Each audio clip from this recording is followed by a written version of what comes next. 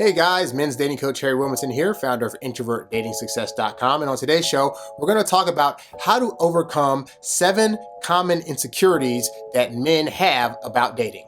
If you're watching this on YouTube, hit that subscribe button and the bell icon to be notified of when I post up new videos. All right, so today we're going to be talking about the 7 insecurities that guys typically have when going out on dates and dealing with women and how to overcome those insecurities. Real quick, if you're not on Clubhouse, if you are on Clubhouse, be sure to follow me at HarryWilmington on Clubhouse. I'm on there like every day now, guys. I'm usually in some kind of room talking about dating and helping guys figure out online dating, introverted dating, and I'm also hosting my own rooms now. So if you're curious about that, I'm usually on there daily. Just you can follow me and you'll know when I'm going to be on Clubhouse and stuff like that. Also, be sure to follow my Instagram at Introvert Dating Success and follow me on YouTube. Just go to YouTube and type in Harry Wilmington. Very easy to find. Okay, so with that said, I wanted to talk about this because I recognize that when I was having a hard time dating, a big part of that was that I was so insecure about a lot of things as it pertained to either myself, my character, or my particular situation. And as I've gotten older and dated more, I have found that a lot of those insecurities that I had, women either didn't care about, or if women were feeling some kind of way, it was because I was projecting out into the world these various insecurities. And I've preached to you guys time and time again, it's very important to become indifferent when you are dating. But a big reason you want to do that is because if you become indifferent, then a lot of the things that you care about now and that make you anxious and nervous, you won't care about so much. And I define being indifferent as ultimately not allowing an outcome to affect your emotional state. I think when, as guys, if you're too emotionally invested in what this other person's opinion of you is going to be or how they're going to react to you, it can have the negative effect of you not being as effective of a dater as you possibly could be and not coming off as attractive as the woman initially thought you were. Because once you start spewing out these various insecurities, then what happens is that women don't see you as a confident guy. They start to think that maybe they were lied to upon their initial idea of you. And once that happens, it's very quick for women's liking you to go downhill. So I'm going to go ahead and help you with that because I don't want you to be that guy. I want you to be able to recognize what an insecurity is and then how you can possibly get rid of that. So the first big insecurity that you may possibly have is the idea that you might come off as a boring guy. And I know this is a thing that I used to struggle with, whereby I think like, well, the things that I'm into, they're not going to gel with, or we're going to get on the date. I'm going to plan a boring date. We're going to be talking about boring conversation things, and she's not going to see me as an exciting guy. And I think there's this myth that guys have that you need to create this complete air of excitement about you per se in order for a woman to like you. And that is far from the truth because there are plenty of guys out there that we consider boring as heck that still get women. And what those men have figured out is that it really boils down to how you're making her feel in the moment. Now, that said, a woman is also not going to want to think of you as a guy that's going to just sit home and do nothing. So there is a level of that where it's like, you don't need to think you're the most exciting guy in the world, but women typically see guys as boring if they are just never willing to do anything. Like they never want to go outside their house. They want to do the same mundane things over and over again. And all you have to do to tweak that is just when you're dating somebody, every so often add a new thing to what you're doing. If you're just starting off dating a person, you can tell stories about exciting things that you've done in the past, or you can talk about, things that you're into that might really pique her interest or hobbies that you have that you're really, involved in. And just by way of showing that you actually have interest and that you do actually do stuff, women will find you less boring. So that's the first one. The second insecurity that a lot of guys have is having nothing to talk about, or there being any kind of dead silence on a date, okay? And what usually happens is that, let's say you're on a date with a woman, if you're having problems where you think that there's nothing to talk about, a big portion of that happens because, one, you actually do have ideas that you want to verbalize, but you fear that bringing those things up isn't going to be able to actually carry a conversation. And A great way you can remedy this is by doing what I call open-ended conversation questions. And what that means is when you're talking to a woman, you don't want to ask her questions that are going to get a direct yes or no, because that kind of deads the conversation. So asking a woman, for example, do you like your job? She could answer yes. And now that's the end of the conversation. And to be fair, because women typically are better at conversation, they'll usually be able to take your question and expand out an answer, even if you didn't make it an open-ended question. But there are women out there that are shy and that also have a hard time talking. And if you're not asking the kind of questions that are going to be able to prompt a longer response from her, then that's going to make your a thing where like, even when you have something to talk about, it's not going to carry a conversation. So make it a point to try to ask questions that will elicit a longer answer. So for example, with that one, instead of saying, do you like your job? You could say, so what was something interesting that happened at work today? Or, tell me what it is that made you get on this dating app, or why is it that you like this particular restaurant? These are kind of the questions that it's going to be hard to just give a one-word answer to. Now, I will say, if she does give a one-word answer to you with an open-ended question, then that just signals that she's really not interested, because women that like you are going to help you, and they're going to want to have an excuse to carry on a conversation with you. So when you're putting out questions that are supposed to do that and they don't answer back like that, that means that somewhere along the date, she realized that you were not for her, and that's bad. Now, here's another thing. Silence. A lot of guys fear silence, and they feel insecure about the idea of they're not going to ask the right questions, or if there's a momentary pause in the conversation, it's going to signal that she's not really feeling him, or that things are going bad. And I used to think the same way. And then I started to realize that, as I've said before on the show, women do like the strong, silent type. But also, not all tension is bad tension. So moments of silence can create feelings of tension and slight unease. But understand that women operate actually great in that space. Like, just because you're not saying something in the moment doesn't mean that she's suddenly thinking about you in a negative way. If anything, sometimes it's actually cool to let the atmosphere breathe so she can think about, like, the moment that you're in with her and thinking about how much she's been enjoying the conversation up to this point. And then also, when you go silent, she goes silent, it's okay to make her a little bit nervous and make her be the one to have to think of the next thing to say. Like, that is perfectly fine, because A, women are typically better conversation. And also, that now makes them have to be the one to come up with something to impress you. In a dating dynamic, you got to realize you're not the only one that has to be trying to impress her. She also needs to be given space to be able to do things that are meant to impress you, so it looks like she's building up to try to like you. Because in a sense, that is her chasing you by trying to impress you with questions and stuff like that. And if she's chasing you, she can't be replacing you, okay? So don't think of silence as a bad thing. That said, a great way that I found to be able to kind of cure some of this stuff is to already kind of have in the back of my head 5 or 6 things that I could start talking about in the event that the conversation that we've started on the date starts to go dead. So it could be something that's talking about the atmosphere or the weather. It could be something like talking about something that's going on in the news, preferably non-political or non-religious, but something that's you found fascinating, a video that you saw. You can always go back to what's another hobby that you have that you like anything like that. You want to keep those on reserve, because when you're in the date itself, you're going to be having conversations, and you don't want to use up all your reserved conversation stuff, but you want to have, like I said, 5 or 6 things set in the event that it goes silent and she's not thinking of something to say, and you're kind of like, the conversation we were having about whatever we were talking about is dead. Boom, I got something to pull from. Now you'll be able to go on these dates and know that you can at least go through with full conversations. Also, just a sidebar, I think a big fear of introverts in particular is that they fear that a date's going to drag on for 5 or 6 hours, and they're going to run out of stuff. Well, yeah, if you're on a date for 5 or 6 hours, you're going to probably run out of stuff to say, even if you have yourself on reserve. But those first few dates should only be an hour to 2 hours tops. So don't think you need to stretch these dates out long. And if in fact you make them shorter, you'll be less insecure, because you'll have your time compacted, so you know that you'll be able to do more things right in that short amount of time than having a long date and risking doing something wrong, because inevitably with that amount of time, you're going to say or do something wrong on those first few dates. So don't make them that long. Anyway, a third common dating insecurity that men have is the whole texting thing. Now, I've said on this program before, texting kills attraction. And what I mean by that is that I think guys have this fear that if they don't know how much they should text, they don't know how often, they don't know what they should be saying during these texts, and they get all up in their head.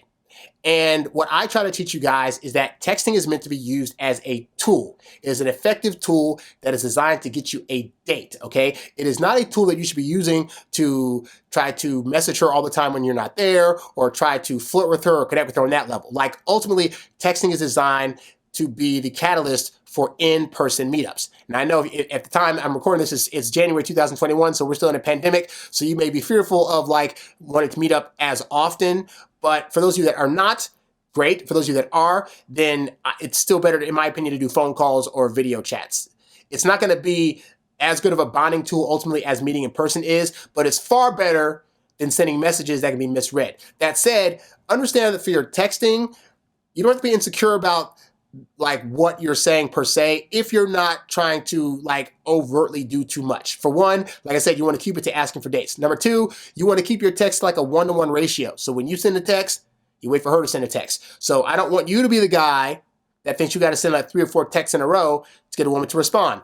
All of our phones work. All of them get messages and we can read them. So if she's reading it and not responding back right away, assume she's busy. Don't assume the worst, that she doesn't like you anymore. Assume that she has other stuff going on at the moment and that she'll get back to you, okay? But don't fall into the trap of thinking, don't fall into the trap of using texting as a barometer for her feelings for you or how much like she has, okay? Yes, it is true that women that like you will typically text back sooner than later, but if you go about reading that as a way of liking you all the time, you are bound to be even more insecure. In fact, even when I'm in relationships, I still don't text that often. I might text, I usually text if I'm gonna go meet them for a date, or if I like find a video or article that I think is kind of cool to watch or read, I'll send it. But in terms of like this back and forth all day stuff, I don't do that. And yet I still have women attracted to me, and I'm still able to keep relationships happy despite my limited amount of texting, okay? And that's something I was at one time very insecure about, because I thought that if I don't text her all the time, she's not gonna like me.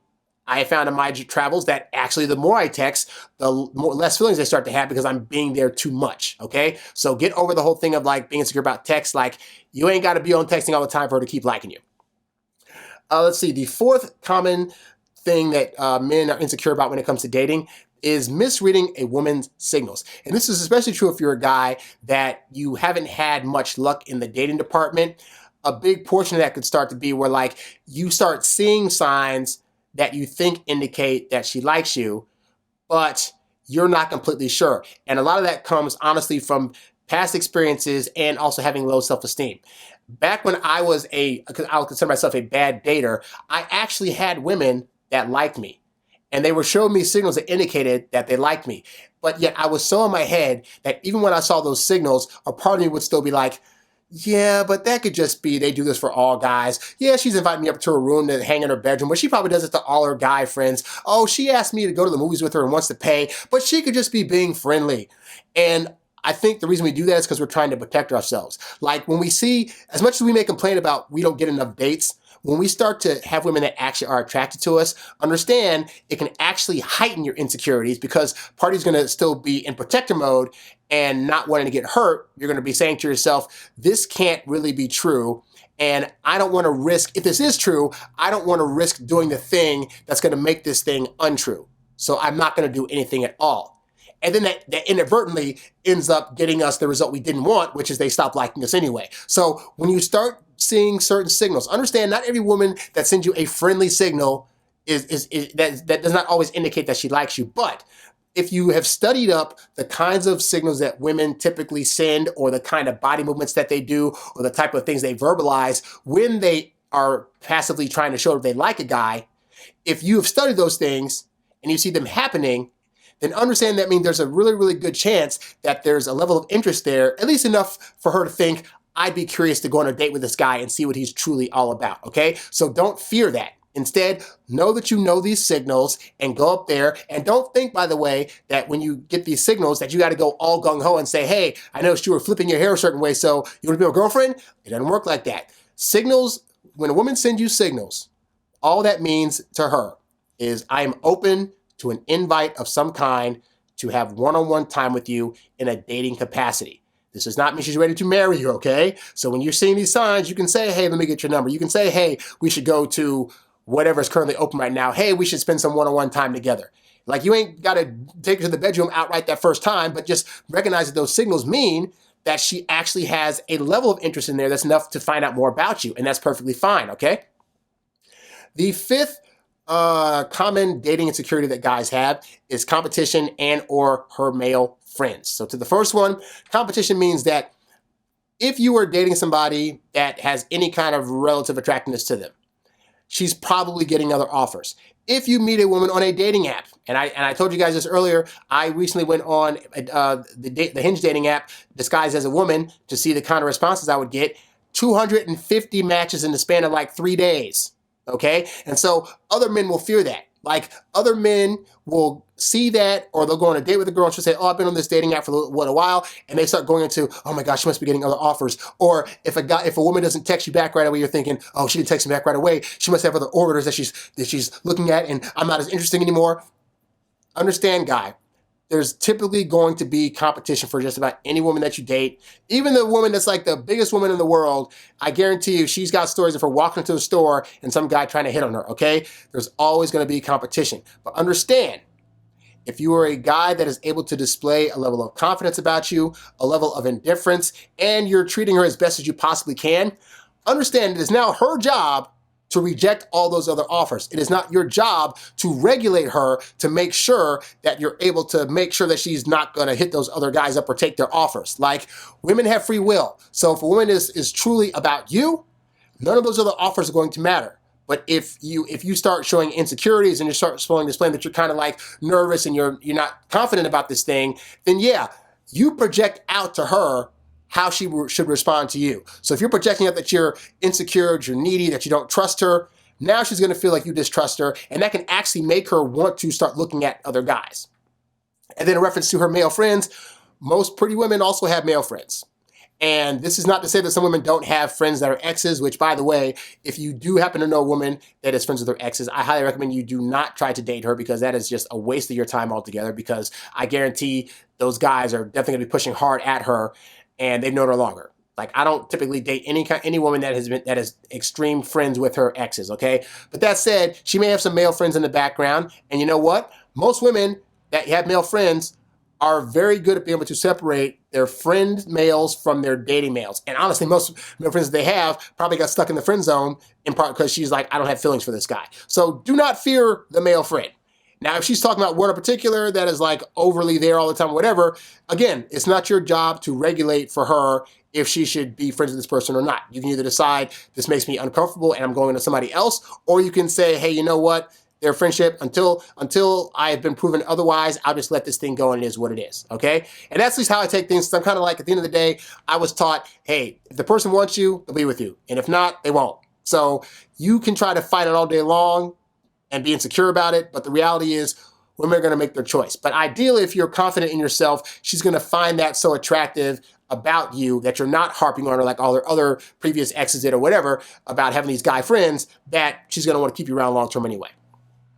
So that's the fifth thing. The sixth common dating insecurity that men have is her being too pretty.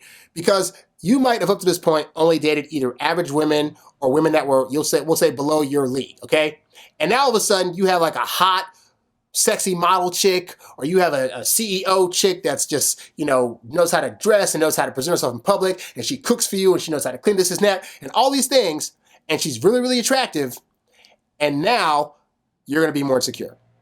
Because your first thought's going to be, oh, this is so great, this girl actually likes me, and then the other part's going to be like, wait, she likes me, but she's so pretty, she's out of my league, I don't deserve this. And that's what it boils down to, is that you are thinking that you don't deserve this very highly attractive woman. Meanwhile, you have no idea what's going on in her head. You don't know if she finds herself the most attractive person in the world. You don't know if she's dated other guys that we'll say were so-called pretty boys, and she realized how vain they were, or how much about themselves they were, or how she might have dated a guy that was making $1 million a year, but like he was never home, they never spent time together. You do not know what her criteria is to make her think that you are a high value and therefore attractive and handsome guy to her, okay? So you can't, for her, try to judge yourself and then say, well, based on how I look and how I am in my position in life, that she's even though she's pretty, she's making a mistake. Like, don't do that for her. Don't go to her and say, hey, so why did you pick me of all these handsome guys that are out there, and, I'm not really, the best looking guy, and you're just so pretty, and blah, blah, blah, blah. And also, pretty girls are going to get hit on all the time. They just are. If you're walking around with a model on your arm, guys are going to be looking at her while you're walking. Some are going to come blatantly disrespect you by walking up to her and trying to hit on her. And as I said in the previous example, it is the woman's job to reject those offers, okay? But guys that aren't used to that can be really insecure and think this woman's going to leave him at any minute. Again, not realizing that she picked him in part because she's seeing high value in you. So you got to understand your perception of yourself is not nearly as important as her perception when it comes to attractiveness. You may think you're a dumpy, slightly overweight, doesn't work out, isn't the most handsome guy in the world type of guy. If she doesn't think that, you don't need to verbalize it to her, and you need to shut up, okay? Don't be your own worst enemy. And lastly, the seventh common dating insecurity guys have is your financial situation. And this is especially true for a lot of you younger guys because you might just have gotten out of college, you haven't quite gotten that first job yet, or maybe you have, but it's only paying like a couple tens of $1,000s a year, and you're thinking to yourself, man, women are always talking about they want a high value man, and a high value man means that I have to make like $100,000 a year and this and that.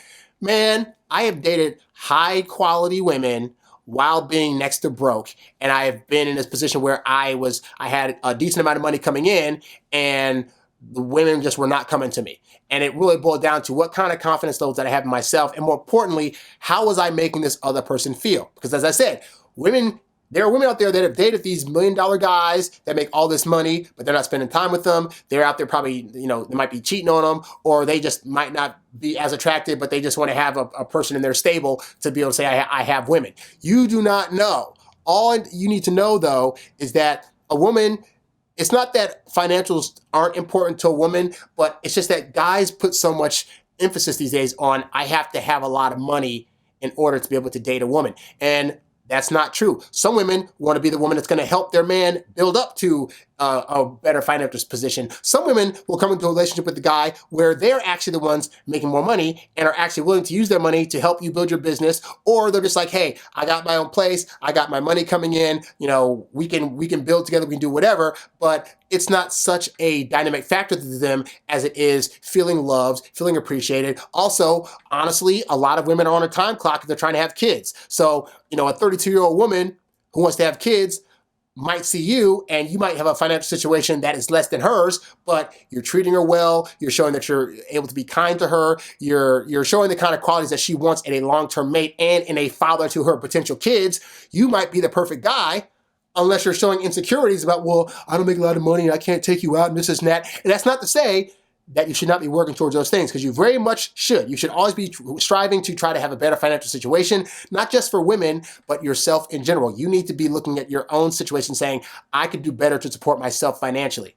But all I'm saying is, don't let that be the thing that stops you. Yes, you might end up passing on some women that find the whole earning hundreds of thousands or millions of dollars appealing. If that's not you in your situation, that's fine. But if you're making like $60,000, $70,000, $80,000 a year, and you find a woman that's making the same, you guys now have $150,000, $200,000 a year coming in that you can pull your resources together in order to make something greater, okay? So look at the list of insecurities that I have here, and also really look at any other insecurities you have. And recognize that insecurities oftentimes comes from two places. One, it's coming from this fear of lack. Like you are lacking something that the world would want and that women would want, and therefore you feel bad about it. And also, it's this thing of you secretly want to control another person's reactions to you based upon whether you find yourself a certain way, whether you have a certain situation going on, and recognize the only thing you can do is be your best self at any given time, whether that's the self you are now or the self that you're working to be, okay? But your job is to go out there, put your best foot forward, and then how that person's going to react to you is how they're going to react. Now, there are things you can do and ways that you can improve yourself so that way that reaction is better, but recognize at the end of the day, whether you are the richest guy in the world that has all the self-confidence in the world, or a guy that is down on his knees and can't figure out his situation and is poor and whatever, that women ultimately have a right to decide to like you or not. And there are plenty of women that will like either or. They'll like guys that are rich or not like them that they're rich, or they'll like guys that, don't have a lot but have a really kind heart. You don't know. But don't let these insecurities blind you from the fact that women out there are probably already liking you, and don't let it result in you trying to control certain outcomes by way of trying to act a certain way or trying to, or whatever. Like, better yourself for yourself, recognize that there are things you can do to be a more enchanting prospect, I'll say, for women, but don't let your insecurities supersede you and blind you from the fact you could be getting women right now. Thank you for watching this episode of the Introvert Dating Success Show. If you found the info in this episode to be helpful, please show your support by clicking on the tip jar tab, the link of which can be found at the website and in the description below. Be sure to like, share, subscribe, and comment on this episode, and catch new episodes every Monday and Thursday right here on YouTube or wherever podcasts can be found. In the meantime, be sure to check out these other episodes so you too can learn how to date as your introverted self while still getting your precious alone time. Thanks for watching, and I'll catch you next time. Peace.